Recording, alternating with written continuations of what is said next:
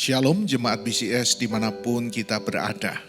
Mari kita luangkan waktu sejenak untuk merenungkan firman Tuhan pada hari ini. Shalom Bapak Ibu yang dikasih oleh Tuhan. Hari ini kita akan merenungi firman Tuhan yang diambil dari Mika 6 ayatnya yang ke-8. Hai manusia, telah diberitahukan kepadamu apa yang baik, dan apakah yang dituntut Tuhan daripadamu, selain berlaku adil, mencintai kesetiaan, dan hidup dengan rendah hati di hadapan Allahmu. Bapak Ibu yang terkasih di dalam Kristus, kita masih ada di bulan Agustus. Bulan di mana bangsa kita memperingati hari kemerdekaan, dan kita merayakan pembebasan dari penjajahan. Namun, sebagai umat Tuhan, kita tahu bahwa kemerdekaan sejati bukan hanya bebas dari penindasan politik, tapi juga bebas untuk hidup benar di hadapan Allah. Di dalam Mika ayatnya yang ke-8, Tuhan menyuarakan panggilannya kepada umatnya yang telah ditebusnya. Berlakulah adil, cintailah kesetiaan, dan hiduplah dengan rendah hati di hadapan Allahmu. Ini bukan sekedar nasihat moral, Bapak Ibu. Ini adalah identitas panggilan hidup umat Allah.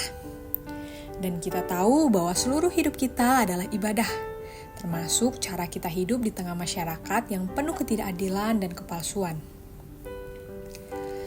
Indonesia telah merdeka secara politik, tapi apakah kita sungguh hidup sebagai bangsa yang adil? Di tengah ketimpangan ekonomi, korupsi, ketidakjujuran yang mewabah dari elit hingga akar rumput, suara Nabi Mika masih relevan bagi kita. Tuhan tidak mencari ritual keagamaan yang kosong, tetapi kehidupan yang memuliakannya. Dan inilah panggilannya bagi kita semua, bagi kita sebagai umat tebusan Kristus yang hidup di Indonesia hari ini. Kita diminta untuk berlaku adil. Kita dipanggil untuk berani berdiri bagi kebenaran, meski suara kita mungkin minoritas. Kita dipanggil untuk mengasihi kesetiaan, bukan sekedar berbuat baik sesekali, tetapi kita mencintai kesetiaan karena kita sendiri telah dikasihi secara setia oleh Kristus. Dan kita dipanggil untuk hidup rendah hati di hadapan Allah, yang artinya kita mengakui bahwa kita tidak sekedar lebih benar dari siapapun, dan segala keberanian moral kita berasal dari anugerah. Saudara, di mana suara gereja saat keadilan diputarbalikkan? Di manakah kasih ketika bangsa ini semakin terpecah karena politik identitas? Di manakah kerendahan hati ketika kekristenan menjadi simbol kuasa, bukan pengorbanan? Jangan biarkan kemerdekaan hanya menjadi perayaan seremonial, tapi mari jadikan kemerdekaan ini sebagai sebuah momen pembaruan komitmen kita untuk menjadi umat yang berdiri bagi Injil, yang berarti berdiri bagi keadilan, kasih, dan kerendahan hati. Kristus sendiri adalah teladan tertinggi kita. Ia datang bukan untuk dilayani, tetapi untuk melayani dan menyerahkan nyawanya. Salib adalah simbol keberanian ilahi untuk menanggung ketidakadilan dunia agar umatnya bisa hidup dalam kebenaran. Itulah dasar kita untuk berani berdiri hari ini. Jadi mari kita pakai kemerdekaan yang Tuhan beri bukan untuk hidup sesuka hati, tapi untuk melawan ketidakadilan, untuk mencintai sesama, dan untuk berjalan dalam kerendahan hati.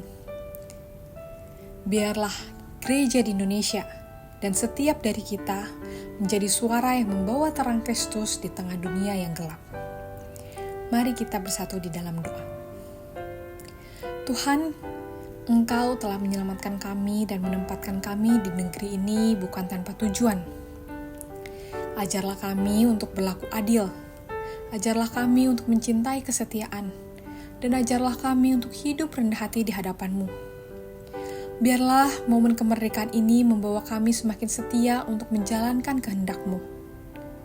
Di tengah-tengah kelemahan kami, di tengah-tengah keterbatasan kami, di tengah-tengah segala pergumulan kami, biarlah Tuhan yang tolong, supaya kami boleh hidup menjadi terang-Mu dimanapun Tuhan menempatkan kami.